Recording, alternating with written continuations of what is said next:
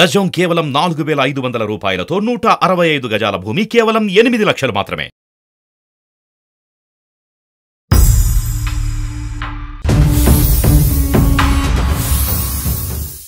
అందమైన జీవితానికి స్వాగతం. నాతో పాటు డాక్టర్ కళ్యాణ్ చక్రవర్తి గారు కూడా ఉన్నారు. మీ ఇష్యూ అంతా బ్రీఫ్ గా చెప్పాను నేను. ఒక్కసారి మీరు మాట్లాడండి డాక్టర్ గారితో. భరత్, నమస్తే భరత్. ఇప్పుడు మీ మ్యారేజ్ అయ్యి ఎంతకాలం అయింది? సమస్య ఏంటి చెప్పండి. పెళ్ళయి 4 ఏళ్ళు అయింది సార్. ఇది అంటే ఇది సమస్య అనలేను, అలా అని చెప్పి వదిలేదానికంటే ఎలా వదిలేయాలో కూడా అర్థం కావట్లేదు. ఇప్పుడు నేను ఒక ఐటీ కంపెనీలో వర్క్ చేస్తున్నానండి. మా ఆవిడ కూడా లాస్ట్ 3 years నుంచి, అంటే మ్యారేజ్ కన్నా ముందు నుంచి వర్క్ చేస్తుంది ఐటీ కంపెనీలో. సో ప్రాబ్లం వచ్చేసి తన శాలరీ ఏంటని కానీ, తన బ్యాంక్ అకౌంట్ డీటెయిల్స్ కానీ, తన కార్డు అంటే క్రెడిట్ కార్డు స్టేట్మెంట్స్ కానీ, పిన్ నెంబర్లు కానీ, ఇవేవి నాకు తెలీదండి. మెయిన్ అదొకటి. ప్లస్ నేనేమైనా అడిగితే దాని గురించి కానీ నీకెందుకు అన్నట్టు మాట్లాడుతుందండి తను. అంటే మెయిన్ అంటే ఇప్పుడు భార్య భర్త అన్నాక ఇంట్లో ఖర్చులు కానీ ఏదన్నా తెలుసమానం అంటారు కదండి. సో తను జాబ్ చేసుకోవడం నాకు ప్రాబ్లం ఏం లేదు, తను అయినది. కానీ ఇప్పుడు నా బ్యాంక్ డీటెయిల్స్ నాకన్నా తనకు ఎక్కువ తెలుసు నా గురించి.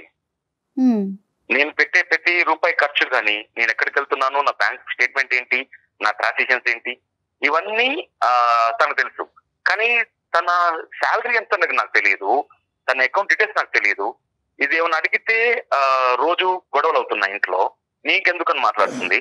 సో ఇది ఎవరికి చెప్పుకోవాలో ఎలా చెప్పుకోవాలో అర్థం కాక మీకు మెయిల్ చేశాను. భరత్, అక్కడి వరకు అర్థమైంది. ఏంటంటే తనకు సంబంధించినటువంటి ఫైనాన్షియల్ ఆస్పెక్ట్స్ అనేది దాంట్లో తను చాలా గోప్యంగా ఉంచుతుంది. మీరు ఎంత అడిగి తెలుసుకోవాలనుకున్నా కూడా ఆ ఇన్ఫర్మేషన్ అనేది మీకు రావట్లేదు. ఇప్పుడు ఖర్చులు ఎలాగా? అంటే ఇన్పుట్ అనేది ఓకే, ఖర్చులు ఎలాగా? అంటే ఎవరు ఖర్చు పెడుతున్నారు, ఎవరు ఈఎంఐలు కడుతున్నారు?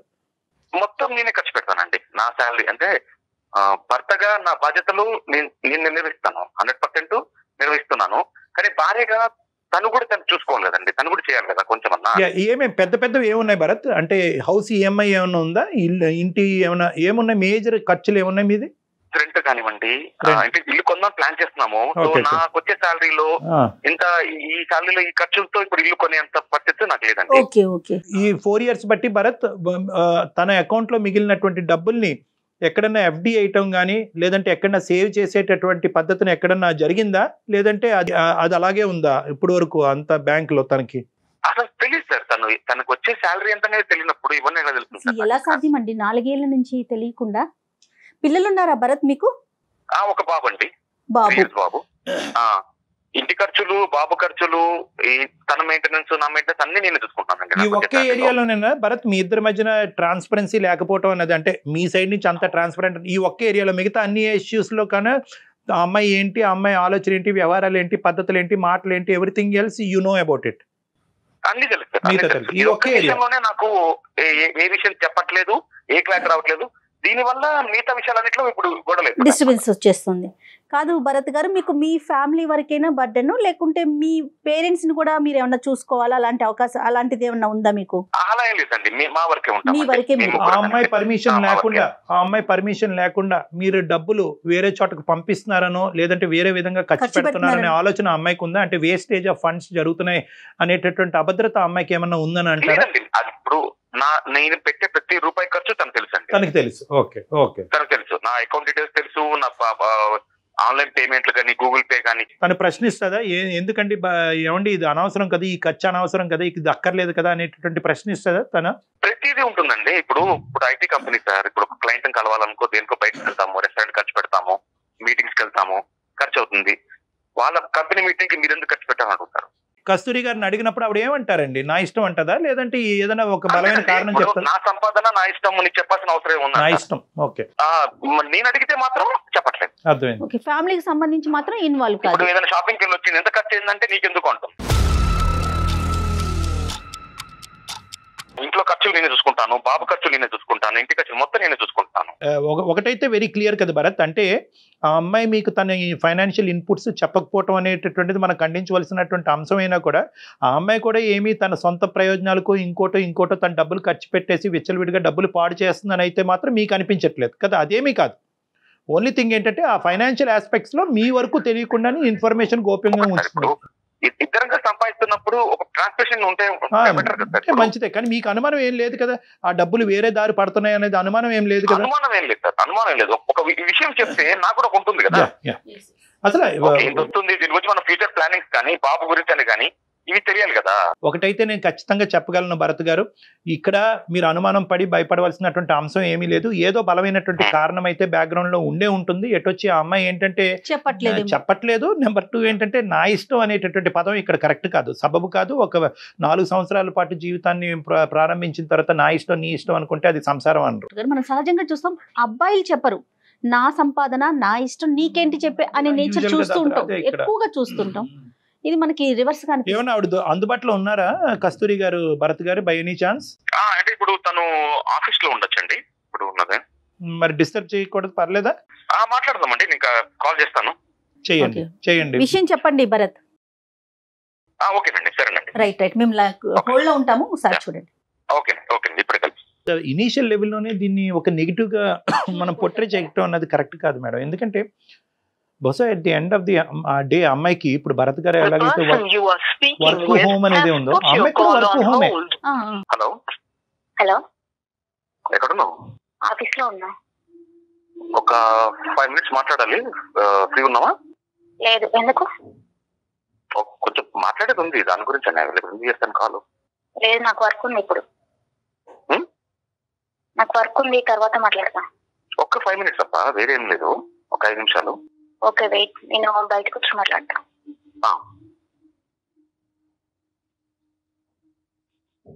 హలో, మాట్లాడచ్చా? మాట్లాడండి. ఇప్పుడు నేను ఒక డాక్టర్ గారితో కల్పిస్తాను కాన్ఫరెన్స్ కాల్. సో ఒక డాక్టర్ గారు ఉన్నారు, ఆయన ఫోన్ కాల్ కల్పిస్తాను, కాన్ఫరెన్స్ కాల్ ఒక్కసారి. అంటే ఎందుకు అనేది ఏం చెప్పాలి? భరత్ నువ్వు సరిగ్గా చెప్పట్లేదయ్యా, ఒక్క నిమిషం ఆగు భరత్. అది కాదు భరత్. అమ్మ కస్తూరి, సారీ అమ్మ, భరత్ భయపడుతున్నాడు, ఎక్కువ ఫీల్ అవుతున్నట్టున్నాడు. నా పేరు డాక్టర్ కళ్యాణ్ చక్రవర్తి అమ్మ, నేను జయ గారితో పాటు ఉన్నాను. మేము సుమన్ టీవీ అందమైన జీవితం నుంచి మాట్లాడుతున్నాము. బేసికలీ మీ భర్త గారు ఏంటంటే మాకు ఈమెయిల్ పంపించారు, ఏంటంటే నాకు నా భార్య మధ్యన రిలేషన్షిప్ చాలా బాగుంది, ఏ సమస్య లేదు, కానీ ఒక చిన్న అంశంలో మా ఇద్దరి మధ్యన తర్జన అవుతుంది, అది మాత్రం ఆ ఇష్యూని మీరు రిజాల్వ్ చేస్తే కనుక మా అంత అద్భుతమైన జీవితం ఎవరికి ఉండదేమోనండి అతను చెప్పాడు.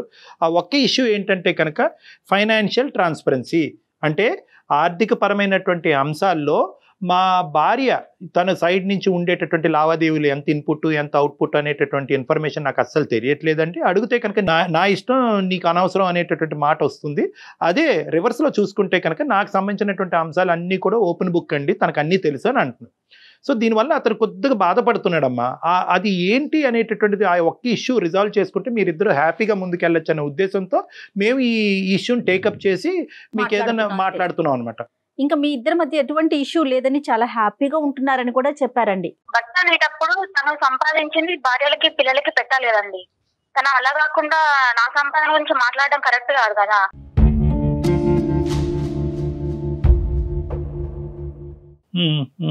కాదు కస్తూరి, ఇప్పుడు నేను సంపాదిస్తున్నాను కరెక్టే, కానీ నువ్వు కూడా సంపాదిస్తున్నావు కదా. ఇప్పుడు ఇద్దరు సమానం ఖర్చు పెట్టాలి కదా. ఇద్దరు సంపాదిస్తున్నప్పుడు ఇంటికి ఇద్దరం కలిసి ఖర్చు పెట్టాలి కదా. అందుకని వచ్చినప్పుడు నాకు ఏదైనా అవసరం వచ్చినప్పుడు అప్పటికైనా అడగాలంటే నేను అడగలేను కదా. ఇప్పుడు అడగడం ఏముంది కస్తూరి, ఇప్పుడు నాకేమన్నా ఇప్పుడు ఇంట్లో అవసరం పడింది అనుకో, నీకు పని చేయాలంటే ఇంట్లో నాకు ఆకలిస్తుంది అనుకో, అన్నం పెట్టమని అడగట్లేదా? ప్రతిసారి మిమ్మల్ని అడుకోవాలంటే కష్టం అండి. నా సంపాదన నాకే ఉంది కాబట్టి నేను ఈ డిస్కషన్ కూడా నువ్వు పెట్టకూడదు అసలుకి ఇలా ఫోన్ చేసి. కాదు, తప్పుగా అనుకోకమ్మా. ఏదన్నా ఒక ఇష్యూ రిజాల్వ్ చేద్దామన్న మంచి ఉద్దేశంతో నేనమ్మా మేము ముందుకు వచ్చింది. చాలా కొన్ని వేల కాల్స్ ఉంటే కనుక మీరు సెలెక్ట్ చేసి భరత్తో మాట్లాడటం జరుగుతుంది. చెప్పమ్మా, ఫ్రీగా డిస్కస్ చేసుకోండి, మీ ఇంట్లో ఎలా మాట్లాడుకుంటారో.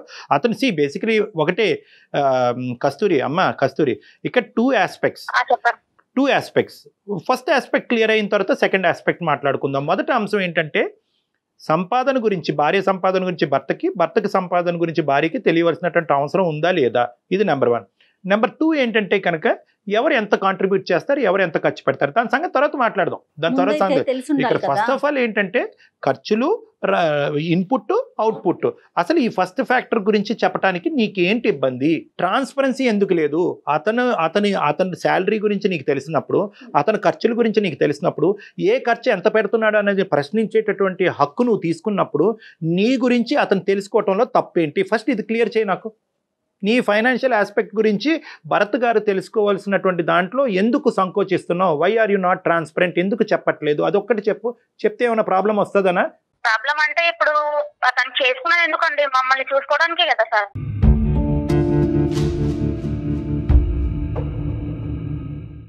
నీకు నా ప్రశ్న అర్థం కావట్లేదు నాన్న.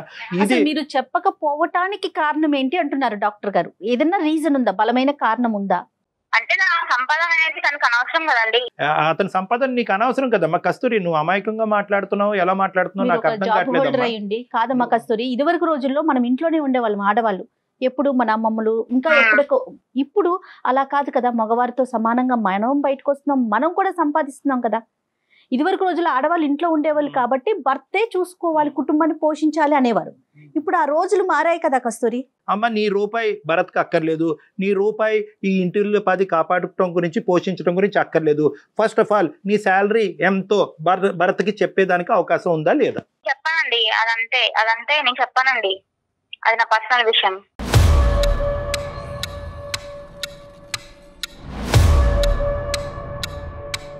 పర్సనల్ కస్తూరి నాకు అర్థం కాదు. నాతో అదే చెప్తావు ప్రతి విషయంలో. నేను చెప్పాను, నేనైతే చెప్పాను అంతే.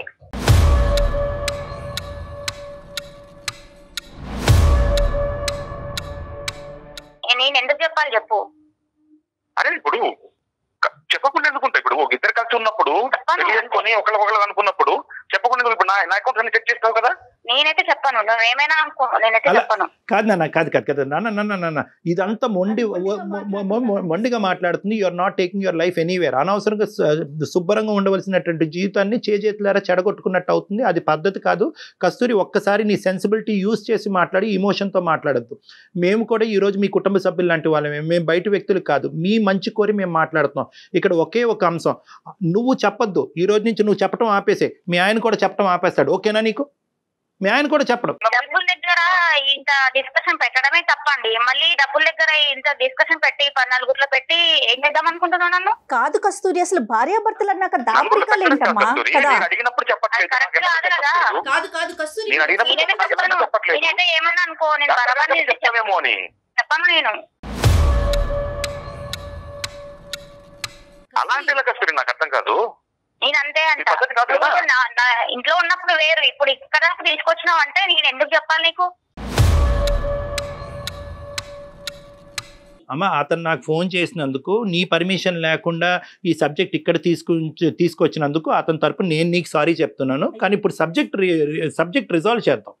ఓకే, నీకు చెప్పకుండా ఇలా తీసుకురావటం కూడా ముందే చెప్పాలి. భరత్ నిన్న రాత్రి నువ్వు ఇలా ఫోన్ రావచ్చు, వాళ్ళ దగ్గర నుంచి రావచ్చు, అప్పుడు నేను నీకు ఫోన్ కలుపుతాను.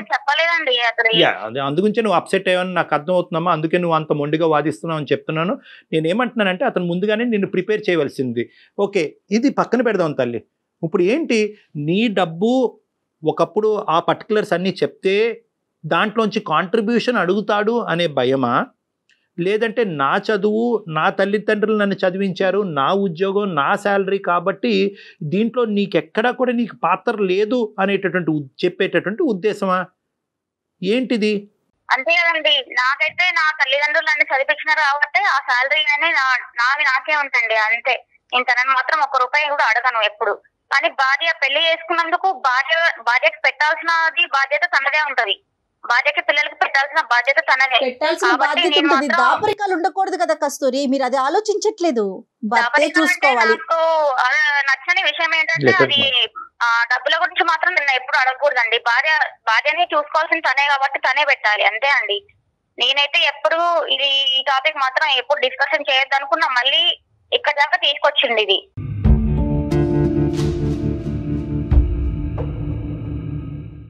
బాధ్యత ఉంది కస్తూరి, బాధ్యత ఉంది కాబట్టి ఇన్నేళ్ళ చూసుకుంటున్నాను నేను. కానీ నీ పరిస్థితి కూడా ఉంటుంది కదా నాకు వేరు, ఇప్పుడు చెప్పడానికి. తీసుకొచ్చింది వేరు. ఈ టాపిక్ ని ఇక్కడే ఇంతకు ముందే మాట్లాడుకున్నాం కదా, అయిపోయింది. మళ్ళీ ఇక్కడ దాకా తీసుకొచ్చినావు అంటే నేను ఏమనలేను. మాట్లాడుకుంటున్నా కానీ ఆన్సర్ దొరకట్లేదు కదా కస్తూరి. నీకు అదే కదా నేను రోజు మాట్లాడేది ఇంట్లో. ఫ్యూచర్ లో నేను ఏమన్నా నాకు ఏమైనా కావాల్సి వచ్చినా నేను కొనుక్కోగలను నా డబ్బులతో. నిన్ను అడగాల్సి ప్రతిదానికి నేను అడగలేను కదా. మీరు బ్యాచిలర్స్ కాదు కదమ్మా కస్తూరి. నీకేం తక్కువ చేస్తానని? ప్రతి ఒక్కటి నేను అడగాలంటే అన్ని తక్కువ చేసావు నువ్వు. నాకు తను తక్కువ వినిపించుకోవట్లేదు. అన్ని తక్కువ చేసావు అంతే, ఏం లేదు. నా సంపాదన నాకు ఉండాలి, నా సేఫ్టీ నాకు ఉండాలి అంతే. కాదు కస్తూరి, ఒక విషయము పోయిన లాక్డౌన్ మూమెంట్ లో వర్క్ ఫ్రమ్ హోమ్ చేసినప్పుడు జీతం సగం పడ్డా గానీ నువ్వు ఎటువంటి ఒక రూపాయి ఇచ్చావా నాకు? నేనే కూడా తక్కువ చేసి పెట్టాను కానీ ఇచ్చావా నాకు? ఇచ్చావా అని క్వశ్చన్ మార్క్ అడగడం వేస్ట్. భరత్, ఇవ్వటం మాట చాలా దూరం విషయం అయ్యా. నువ్వు ఇవ్వటం గురించి వదిలేసే. చెప్పాలి కదా. ఇవ్వటం అమ్మాయి కాంట్రిబ్యూట్ చేయాలని అనుకోవట్లేదు క్లియర్ కట్గా. అట్లీస్ట్ ఏంటంటే ఇది నేను అమ్మాయికి ఏం అర్థం అయ్యేటట్టు ట్రై చేస్తున్నానంటే, ఇది ఒక సెల్ఫ్ రెస్పెక్ట్ సంబంధించినటువంటి ఒక అంశం. అంటే భర్త యొక్క శాలరీ తెలుసుకున్నటువంటి భార్య నా శాలరీ చెప్పటం నీకు అనవసరం, ఆ ఫైనాన్షియల్ ఆస్పెక్ట్ నీకు అనవసరం అంటే కనుక ఇది ఒక గౌరవానికి సంబంధించినటువంటి అంశం. ఓకే, దాని వెనకతలో ఒక బలమైనటువంటి కారణం ఉందనుకోండి. చాలామంది భార్యలు నా దగ్గరికి వస్తూ ఉంటారు, ఏమో చెప్పొచ్చు కదా మీ ఆయనకంటే. ఎందుకు సార్, రేపటి నుంచి నన్ను హింస పెడతాడు, బాధ పెడతాడు, మందు బాటలు కొనుక్కొని వచ్చి ప్యాకెట్ ఆడి తందనాలు ఆడతాడు సార్, అందుగురించి నాకేమీ రాలేదు, నేనేం చేయట్లేదు, లేదంటే వచ్చిన డబ్బులు ఎక్కడో తాకట్టు పెట్టానని చెప్తే కనుక పోతుంది కాబట్టి నేను చెప్పనండి అంటారు. సో ఇక్కడ కూడా మేము ఏమంటున్నామంటే, మీ భర్తకి ఎటువంటి అలవాట్లు లేవు, మీ భర్త ఏమి ఇప్పుడు నీ జుట్టు పట్టుకునో నిన్ను థ్రెట్ చేసో నీ డబ్బులు ఇక్కడ కాంట్రిబ్యూట్ చేయాలనేటటువంటి అంశం గురించి అతను ప్రస్తావించట్లేదు. మాకు ఫోన్ చేసినప్పుడు కానీ మా ఈమెయిల్లో కానీ ఎంత ఖర్చు అంతా నేను ఖర్చు పెడతానని అన్నాడే కానీ నా భార్య కాంట్రిబ్యూట్ చేస్తే బాగుంటుంది అనేటటువంటి సబ్జెక్ట్ అందులో లేదు. మెయిన్ ఏమన్నాడంటే ఎందుకు ఈ దాపరికం అడిగేవాళ్ళు కాదు కదా. నేను జాబ్ చేయకుండా ఖాళీ ఉంటే ఇంత డిస్కషన్ రాకపోయేది, ఇక్కడ వరకు కూడా రాకపోయేది కదండి.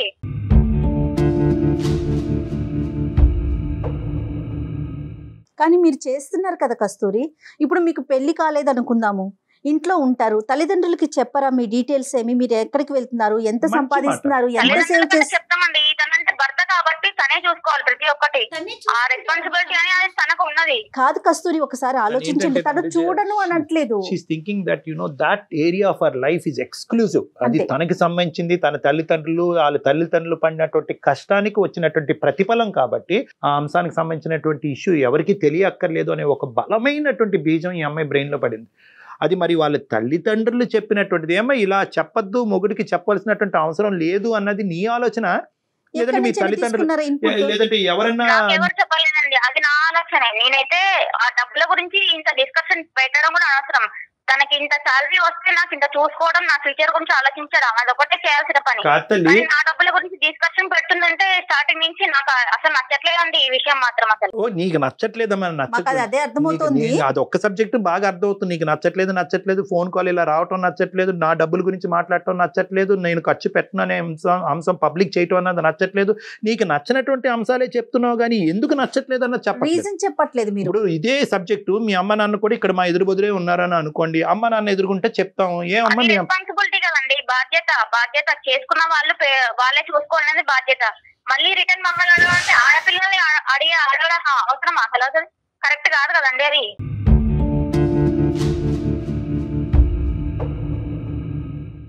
ఆడవాళ్ళ సొమ్ము తిన్నాం కరెక్టా? ఆడవాళ్ళ డబ్బుల గురించి నువ్వు డిస్కషన్ పెట్టినావంటే ఇది ఎక్కడ వరకు వచ్చింది మ్యాటరు?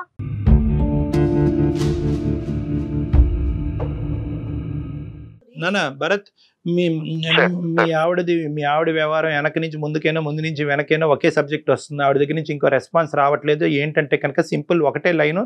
ఏ లైన్కి అయితే కనుక ఈరోజు స్టార్టింగ్లో నేను బాధపడ్డాను, నా ఇష్టం, అదే లైన్ ఇప్పటికే అమ్మాయి మాట్లాడుతుంది. తన ఇష్టం, తన ప్రకారం అలాగే ఉండాలి అని అనుకుంటుందని తను డిసైడ్ అయింది. ఇక్కడ నేను నీకు చెప్పేది ఏంటంటే, ఎప్పుడైనా కూడా ఈ ఇష్యూ వాళ్ళ పేరెంట్స్ వరకు తీసుకెళ్లారా? లేదు సార్, ఇది ఇంటి వరకే ఉందండి. Bharat, okay, I know your broad mindedness, మీ సెన్సిటివిటీస్ని అర్థం చేసుకుని మీరు ముందుకు వెళ్తున్నారు. ఇప్పుడు మనకు కావాల్సింది ఏంటంటే, ఈవిడ దగ్గర నుంచి ఒక సమాధానం రాబట్టాలి అనే ఆలోచన మీకుంటే కనుక బహుశా అది వాళ్ళ తల్లిదండ్రులతో డిస్కస్ చేయండి. ఓకే, అది ఆప్షన్ ఏ. ఆప్షన్ బి ఏంటంటే, లేదు వాళ్ళ తల్లిదండ్రులకి చెప్పటం వల్ల ఇది చిలికి గాలివాన్లాగా అవుతుంది, ఈ ఒక్క ఏరియాలోనే మా ప్రాబ్లమ్స్ కాదు, ఇప్పుడు మొత్తం ఏరియాస్లో అన్ని ప్రాబ్లమ్స్ వస్తాయి, డాక్టర్ గారు మీ సలహా కరెక్ట్ కాదు అని మీకు అనిపిస్తే కనుక ఈ సబ్జెక్ట్ ఇక్కడితో మర్చిపోండి. అంతకంటే ఏమీ లేదు. ఏంటంటే ఈ ఒక్క ఏరియా అన్నోన్ ఫ్యాక్టర్ కింద నాకు ఉండిపోయింది.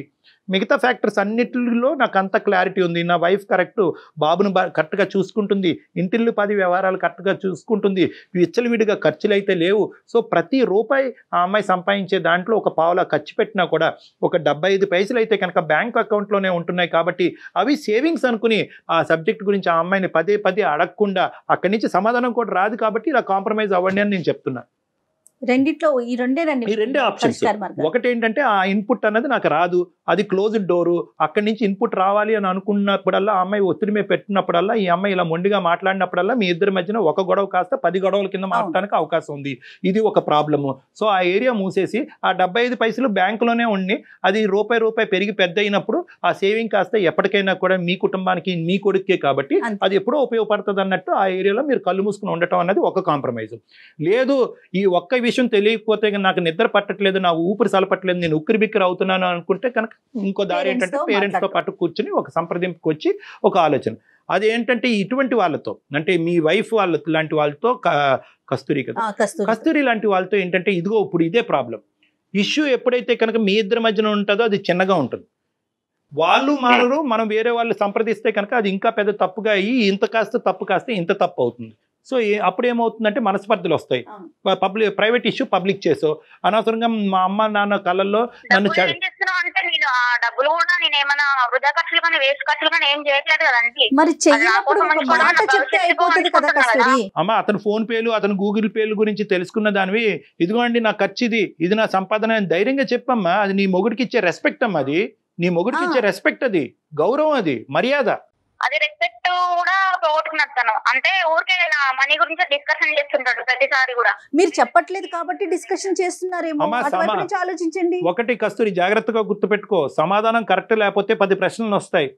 ప్రశ్నకి కరెక్ట్ గా సూటిగా సమాధానం చెప్పగలిగేటటువంటి దమ్ము ధైర్యం ఉంటే కనుక నువ్వు చెప్పు, ఇది transparent, this is an open book అని నువ్వు చెప్పు. మీ ఆయన నీకు ఎలా అయితే చెప్తున్నాడో అలా చెప్తాం. నేను కూడా అంతే అంటున్నాండి. నా భవిష్యత్తుకి, నా పిల్లల భవిష్యత్తుకి నేను చూసుకుంటున్నాను. నా పర్సనల్ మనీ అనేది నాకు అంతే. అది నా భవిష్యత్తులో నా పిల్లలకి నాకు సమస్య కాబట్టి నేను అలా అనుకుంటున్నానండి. నీకు ట్రైనింగ్ చేయడం చాలా కష్టం, కానీ నా మాట విను. మీ ఆయన నేను ఏదైతే చెప్పాను అదే. అమ్మా ఇంత మాట్లాడినటువంటి భరత్ ఒక్క మాట అంటే కనుక నువ్వు ఎక్కడ పోతావో ఆలోచించు. ఒక్క మాట అనలేదు. ఈ రోజు నుంచి నా ట్రాన్సాక్షన్స్ గురించి కూడా నీకు చెప్పను. ఈ రోజు నా డబ్బులకి నీ డబ్బులు నువ్వు ఎలా ఖర్చు పెట్టుకుంటున్నావు, నా డబ్బులకి నేను ఖర్చు పెట్టుకుంటాను, ఇంటి అద్దె ఎవడు కట్టుకుంటాడు చూసుకుందాం అని ఒక్క మాట అంటే కనుక ఏమవుతుందో చెప్పు. నీ ప్రశ్నకి ఇంత మాట్లాడగలవు నువ్వు? ఆయన బాధ్యత అంటుంది. ఇంత మాట్లాడగలవా? బాధ్యత ఏంటమ్మా? బాధ్యత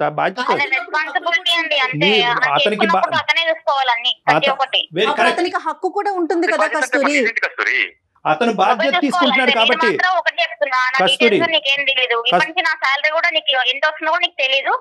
నేను ఒక్క మాట మాత్రం నువ్వు అర్థం చేసుకో. నేనేమంటున్నానంటే బాధ్యత అతను తీసుకుంటాడు. అతనికి గౌరవం ఇచ్చేటటువంటి మినిమం కామన్ సెన్స్ నీకు ఉందా? నీ భర్తకి గౌరవం ఇచ్చే కామన్ సెన్స్ ఉందా? గౌరవం ఇచ్చే కామన్ సెన్స్ ఉంటే కనుక మొత్తం అన్ని ఇచ్చానండి. అంత పోగొట్టుకున్నట్టునే ఇప్పుడు డబ్బుల గురించే డిస్కషన్ ఇక్కడ దాకా వచ్చింది. ఓన్లీ డబ్బుల వల్లనే పోగొట్టుకున్నాడమ్మా కస్తూరి.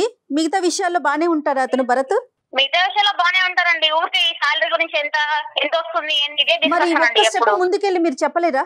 అంటే చెప్తావు అన్ని ఖర్చులు చూసుకోవాలంటే తను నాకు ఫ్యూచర్ కోసం నేను ఉంచుకుంటాండి. నీ భర్త కాదా? నీ బిడ్డ కాదా? నీది నాది కాదమ్మా, నా మాట విను. ఇది మనది అని అనుకున్నప్పుడే మీరు అందరూ సంతోషంగా ఉండగలరు. కస్తూరి నువ్వు ఏదో ఆలోచించకుండా మాట్లాడుతున్నావు. డాక్టర్ గారు ఆల్రెడీ మీకు సారీ చెప్పారు, మీకు చెప్పకుండా కాల్ చేసినందుకు. మరోలా భావించకండి, ఈ ఇష్యూని మళ్ళీ తీసుకోకండి.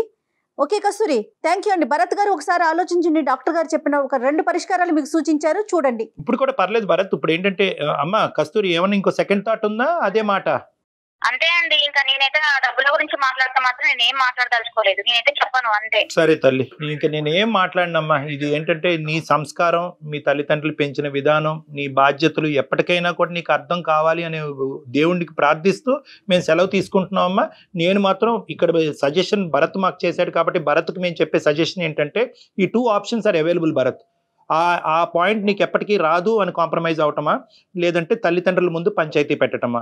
మొదటిది ఒక సెకండరీ థాట్, అది పెద్ద పట్టించుకోవద్దు, కొంతకాలం వదిలేసేది. ఎందుకంటే తల్లిదండ్రుల వరకు వెళ్తే కనుక ఈ అమ్మాయి ఇంకా విపరీతంగా ప్రవర్తించే అవకాశం ఉంది. కాబట్టి అట్లీస్ట్ ఆ ఏరియా టచ్ చేయకుండా మిగతా ఏరియాస్ చూస్తూ ఆనందిస్తూ ముందుకెళ్ళటమే జీవితం అన్నట్టుగా భావించు భరత్, ప్లీజ్. సరే sir, okay sir. Right Bharat. Thank you Bharat, thank you very much for your time. Thank you sir, thank you madam. Right అండి, రైట్. ఇప్పటి వరకు ఇన్ని కాల్స్ మాట్లాడాం మనం కళ్యాణ్ గారు. ఎక్కడికో చోట ఏదో ఒక పాయింట్ లో కాంప్రమైజ్ చేయగలిగాం. మనం ఈ అమ్మాయిని చేయలేకపోయాం, చూసారా? తను ఒక లైన్ పెట్టుకుంది, దాని నుంచి ఇటుగాని అటుగాని కదలట్లేదు. ఇప్పటికీ మళ్ళీ మిగతా విషయాలు బాగుందని చెప్తున్నాడు చూడండి అతను. మేబీ ఏంటంటే తనకు ఒక ఫైనాన్షియల్ పరమైనటువంటి ఇన్సెక్యూరిటీ చిన్నప్పటి నుంచి చూసిందేమో అని నాకు అభిప్రాయం అమ్మా. సో బ్యాక్గ్రౌండ్ లోకి వెళ్తే కనుక బహుశా మనం ఇంకా టైం సరిపోలేదు కానీ బ్యాక్గ్రౌండ్ లోకి వెళ్తే కనుక తల్లిదండ్రులు డబ్బుల విషయంలో ఎంత జాగ్రత్తగా ఉండాలి, మన డబ్బుని మనం ఎలా కాపాడుకోవాలి అనేటటువంటి ఇంగ్రీడియంట్ ఈ అమ్మాయి బ్రెయిన్ లో బాగా బీజం వేసినట్టున్నారు. అందుగురించి నేను ఏమంటున్నానంటే ఆ ఆప్షన్ కూడా ఇచ్చాను. బహుశా ఇక్కడ రానటువంటి నిజాలు తల్లిదండ్రుల ముందు కూర్చుంటే కనుక ఆ నిజాలు వస్తాయేమో అని అంటున్నాను. అది బహుశా భరత్ జాగ్రత్తగా ఆలోచించుకుని ఆ విషయంలో ఒక నిర్ణయం తీసుకుంటే మంచిదమ్మా. రైట్ అండి, thank you so much Kalyan ji. అందమైన జీవితం సమర్పిస్తున్న వారు 49 అంటే సంతోషం, 49 అంటే సంతానం. సహ సమర్పిస్తున్న వారు అనిల్ నాయర్ క్లాసెస్. సులువైన పద్ధతిలో ఆన్లైన్ కోచింగ్ ద్వారా అత్యుత్తమ విద్యాబోధన అనిల్ నాయర్ ప్రత్యేకత.